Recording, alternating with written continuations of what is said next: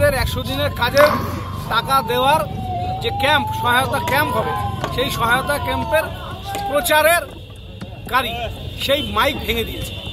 আমরা এই মাইক সামনে রেখে এখানে বসেছি কেন্দ্রীয় মন্ত্রীর গ্রামে। এটা একটা বিচার করতে হবে।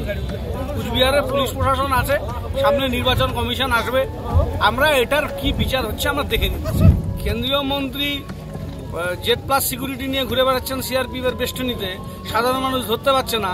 আর কিছু সাধারণ ঘরের পরিবারের ছেলেদেরকে ডেকে লোভ লালসা দেখিয়ে বিজেপি ঝান্ডা ধরিয়ে তাদেরকে তৃণমূলের বিরুদ্ধে লেলিয়ে দেওয়া হচ্ছে। কেন্দ্রীয় মন্ত্রীর সুপরিকল্পিত সন্ত্রাস চলছে এই দুটো গ্রামে, ভেটাগুড়ি 1, ভেটাগুড়ি 2।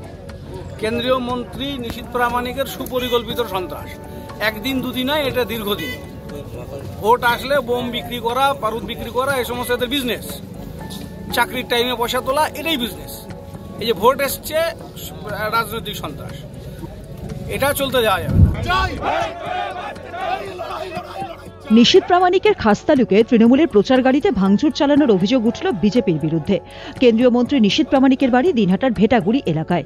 সেখানে 100 দিনের কাজের টাকা দেওয়ার জন্য সহায়তা কেন্দ্র খুলেছে তৃণমূল। তা নিয়েই এলাকায় প্রচার চালানো হচ্ছিল।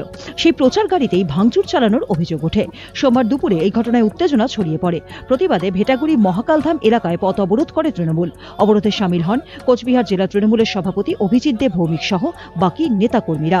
অবরোধের জেরে দিনহাটা কোচবিহার রুটে যান চলাচল বন্ধ হয়ে যায়। কোচবিহার জেলা তৃণমূল সভাপতি অভিজিৎ দেব ভৌমিক জানান, কেন্দ্রীয় মন্ত্রী নিশীথ প্রামাণিকের নেতৃত্বে এলাকায় পরিকল্পিতভাবে সন্ত্রাস চালানো হচ্ছে, যার জেরে এই ভাঙচুরের ঘটনা। বিষয়টি নিয়ে বিজেপি কোচবিহার জেলা সম্পাদক অজয় রায় জানান, অভিযোগ ভিত্তিহীন। এদিকে গন্ডগোলের খবর পেয়ে ঘটনাস্থলে পৌঁছন উত্তরবঙ্গ উন্নয়ন মন্ত্রী উদয়ন গুহ। তিনি জানান, কেন্দ্র টাকা দিচ্ছে না, রাজ্য দিতে চাইছে। সেক্ষেত্রেও বিজেপি গুন্ডামি করছে।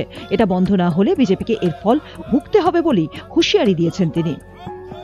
দিনহাটা থেকে শুভঙ্কর সাহার রিপোর্ট, উত্তরবঙ্গ সংবাদ।